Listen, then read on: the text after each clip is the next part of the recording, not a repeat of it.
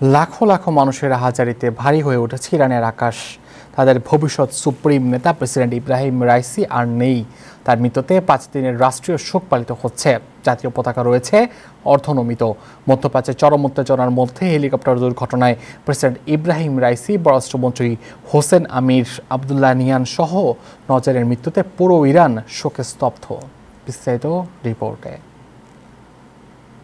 Helicopter দুর্ঘটনায় সদ্য প্রয়াত ইরানের প্রেসিডেন্ট ইব্রাহিম রাইসির শেষ বিদায়ে মানুষের ঢল নেমেছে। পররাষ্ট্রমন্ত্রী ও শীর্ষ ব্যক্তিত্বদের মৃত্যুতে ইরানে চলছে শোকের মাতম। লাখ লাখ মানুষের আহাজারিতে ভারী হয়ে উঠেছে দেশটির আকাশ বাতাস। মঙ্গলবার তাবরিজে প্রেসিডেন্টের কফিন বহনকারী গাড়ি পৌঁছা মাত্রই শেষবারের মতো কফিন স্পর্শ করতে হুমড়ি খেয়ে পড়েন জানাজায় অংশ নিতে জড়ো হওয়া লাখো মানুষ। জনস্রোত সামলে কফিনগুলো জানাজার জন্য নির্ধারিত স্থান আর্ক অব তাবরিজে নিতেই বেগ পেতে হয় নিরাপত্তা কর্মীদের। এদিকে দেশ জুড়ে বিভিন্ন এলাকায় আয়োজন করা হচ্ছে বিশেষ দোয়া ও প্রার্থনা।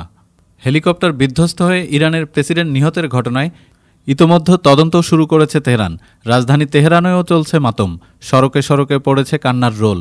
ইসরায়েল বিরোধী কট্টর অবস্থানের জন্য ইরানে বেশ জনপ্রিয় ছিলেন ইব্রাহিম রাইসি। রাষ্ট্রীয়ভাবে ইরানে পালিত হচ্ছে 5 দিনের শোক।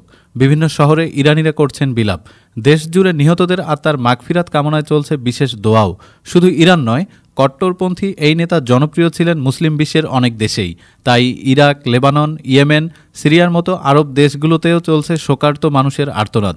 কর্তৃপক্ষ জানিয়েছে, বুধবার তেহরানে বৃহত্তর পরিসরের অনুষ্ঠানে দেশটির সর্বোচ্চ নেতা আয়াতুল্লাহ আলী খামেনি জানাজার নামাজের নেতৃত্ব দেবেন এবং বিদায়ী সেই অনুষ্ঠানে বিদেশি বিশিষ্ট ব্যক্তিরাও উপস্থিত থাকবেন বলেও আশা করা হচ্ছে।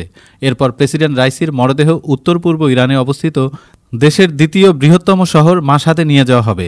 মাশহাদে অনুষ্ঠানের আয়োজকরা বলেছেন, তারা পবিত্র এই শহরে রাইসিকে আগামী বৃহস্পতিবার দাফনের পরিকল্পনা করছেন। প্রসঙ্গত, রোববার আজারবাইজানের সীমান্তবর্তী এলাকা জোলফায় দুর্ঘটনার কবলে পড়ে ইরানের প্রেসিডেন্ট ইব্রাহিম রাইসিকে বহনকারী হেলিকপ্টার। ওই হেলিকপ্টারে প্রেসিডেন্টের সঙ্গে দেশটির পররাষ্ট্রমন্ত্রী, পূর্ব আজারবাইজানের গভর্নরও ছিলেন। তারা ইরানের সীমান্তবর্তী আজারবাইজানে একটি জলাধার প্রকল্প উদ্বোধন করে ফিরছিলেন। Desk report, time television, new York.